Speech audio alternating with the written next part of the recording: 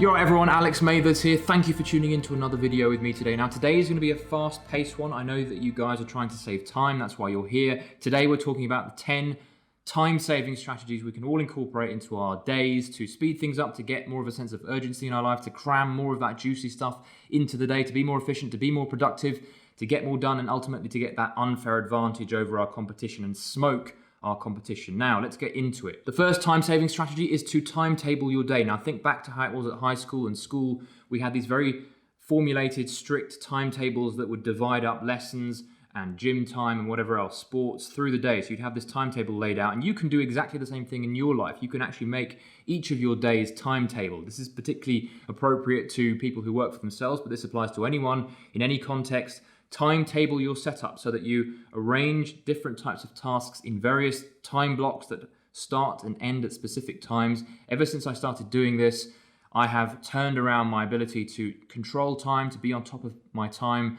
without wondering, second guessing what I could do, what I should be doing. It's all there laid out in front of me, and I just simply do the task and I aim for specific results within those time blocks. Second time-saving strategy is to think about all of the things that tend to waste time in your life. What are those things that drain your time and waste your time? Think about those things, list them out. Choose the top one, the top unnecessary distraction in your day. It could be watching YouTube videos, it could be spending time on social media, whatever. Identify it, call it out by name and say, no, this has got to stop. This is going to be cut out of your day. Whatever it is, cut it out. If you can't bear to cut it out totally, cut it right down to 10%, 5%, whatever it is. Be strict, be strong, just do it. Third time-consuming strategy is to eat less in the day. A lot of us are guided by our need to eat. We have this hunger that comes from often boredom, and it's not usually to do with real, true hunger. It's just that we just get bored and we want to eat stuff, and eating takes time. It takes time to prepare food. It takes time to go out, commute to the restaurant, whatever it is that involves making, preparing, going to food. It takes a lot of time. So I have taken on an OMAD approach to my day, which is one meal a day. I eat in a very defined time window in the middle of the day. So I don't have any breakfast, don't have any dinner. I eat every day for 30 minutes to even an hour. I take it easy, but even that is saving me a lot of time. And I focus all of my energy in preparing food for that specific time window. And then the rest of the day is spent fasting, not eating anything. And that, of course, makes my mental clarity better, and I'm able to focus more, and of course that adds to my productivity as well. So one meal a day. You might want to think about NOMAD, which is no meals a day, so you might alternate the days that you eat. You can get creative about this and do your research into fasting and how you can save a lot of time through fasting. Fourth time-consuming strategy is to go to bed earlier. Now, a lot of you guys will have trouble stomaching the idea of going to bed early when you like to stay up late. You consider yourself a night owl. You like to work into the wee hours like I always have, but I have turned my life around since committing to getting up earlier in the morning, getting more hours in of the day that are more alert, more awake. But of course, it's made a lot easier when you commit to going to bed earlier by a certain time. Make sure that there is a cutoff time. You've got to be your own scolding parent here and tell yourself, no, mate, you've got to go to bed. You can't watch all these films at night. You've got to get on with it. And that, of course, means you have to get tired in the day. You have to be disciplined about exercise and everything else that makes you knackered.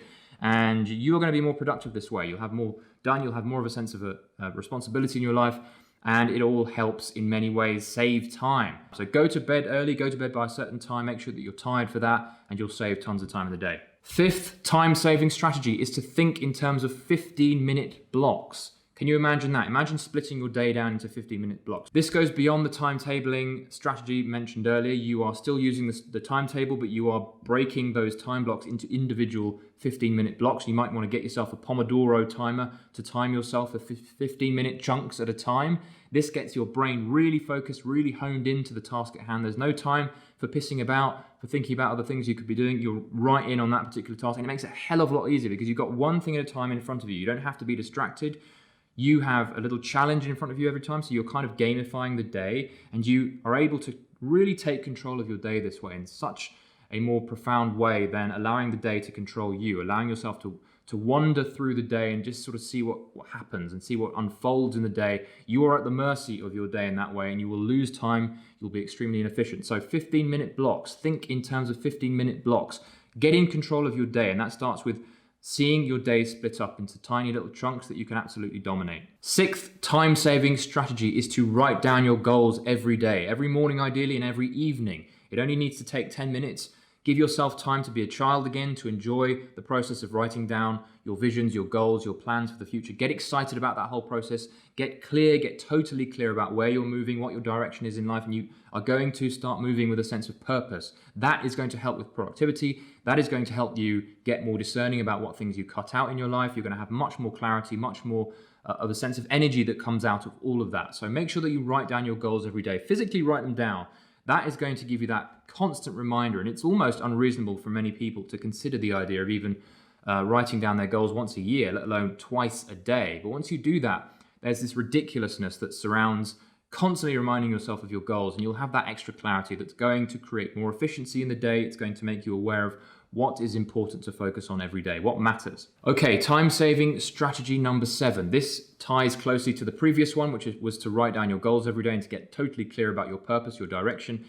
This is, at every given point in the day, whatever activity you're working on, is to ask yourself the question consistently, is this task moving me towards my goals? And if it isn't, you might want to scratch it, because goals dominate. Goals should dominate your activity, your direction, your focus in every given activity that you work on. If you're working on something that isn't moving you towards your goals, you might want to rethink whether you need to include that in your day at all. You want to get really dominating over how you use your activities and how you make the most of your activities that matter the most. The ones that move you towards your goals are the ones worth working on. So always ask yourself that question. Is this moving me backwards, or is this moving me towards my goals? Time-saving strategy number 8. We are talking emails, and emails can be extremely distracting. I'm also lumping in texts and various interactions through messaging software. These things, as you know, distract us as well as taking up a lot of time. They make us more inefficient. They give us ideas to mull over that cause rumination and worry and all these things that waste time. You know how it is with emails. They absorb a lot of our time, and a lot of people spend their days getting wound up in checking emails and responding to emails and fighting those fires. You want to cut that stuff right down. So I would suggest making sure you check emails twice a day at a maximum, maybe even less than that. Give yourself 2 distinct periods of time where you allow yourself to open up your email thing and check your emails and respond to those emails accordingly. This is going to save a tremendous amount of time. Make sure that you turn off all the notifications associated with emails and texts and all that stuff. This stuff distracts and destroys your ability to save time. All right, guys, we're nearly there. Number 9, time-saving strategy number 9. This is to cut out carbohydrates and sugars from your diet. I'm talking about starchy, bready carbs, pastries, donuts, sweets, candies, all that stuff. This is stuff that will slow you down, will create lethargy in your spirit and your mind. It'll create brain fog. I know this. I've been struggling with brain fog for a long time, and it took me a long time to figure it out that it was carbohydrates that was causing a lot of that, sugars, refined sugars particularly. Cut that stuff out to create mental clarity, to just completely obliterate all that brain fog. And what happens is you become more productive, your energy spikes in a natural, authentic way. You feel good about what you're doing, you feel more hopeful, more positive. This is all going to lead directly into being able to use your time more effectively and, of course, save time. So cut out them carbs. And if you want to have a little treat here and there like I do, maybe once a week, a little bit of a sugary treat, that's fine. You can have a little day off. But for the most of the day, most of the week, cut out those carbs, cut out the sugars, be strict with yourself. It's not easy. It's not supposed to be easy. You might go through a withdrawal period to start with, like I always do. That always sucks. But the benefits are massive in terms of saving time, being more productive. Final time-saving strategy is to meditate for at least 20 minutes every day. It's up to you how long you want to spend on meditation, but I would say, give it a good chunk of your time. Now, it sounds counterintuitive. I'm talking about saving time, and I'm telling you guys to sit on your sofas and meditate for a certain period of time, seemingly unproductively. A lot of people, when they think of meditation, it sounds like a waste of time. You're just sitting there, just observing your thoughts or observing your breath. But of course, these are things that are going to create lots of mental clarity. It's going to create a disconnect between you, the observer of your thoughts. You're going to reduce rumination. You're going to reduce overthinking. It happens. If you train your mind in this way, you will get better at dealing with rumination, responding emotionally to things, getting annoyed about certain things, getting frustrated, getting hung up, worrying, over-worrying, all these things that come through not training your mind properly from doing things other than meditation. But meditation will train your mind to stop rumination, and of course it'll create a lot of calm in you, which is going to help you with productivity. So the more clear and calm you are through the day, the better for saving time, the better to be more efficient with your time, the better to be more productive. So even though meditation takes a little bit of time out of your day, it's worth it. And I would suggest going well beyond 20 minutes, because the more you can ease your mind, the more you can disconnect from your thoughts, the more creativity will bubble up through that, and the more productive you're going to be, and the more time you will save. So meditate every day for at least 20 minutes. That is my 10 time-saving strategies to help you save time. Do subscribe if this made sense to you, if you want to hear more like this. Make sure you like the video, because that will send this out into the ether of the YouTubes and get other people hearing about this.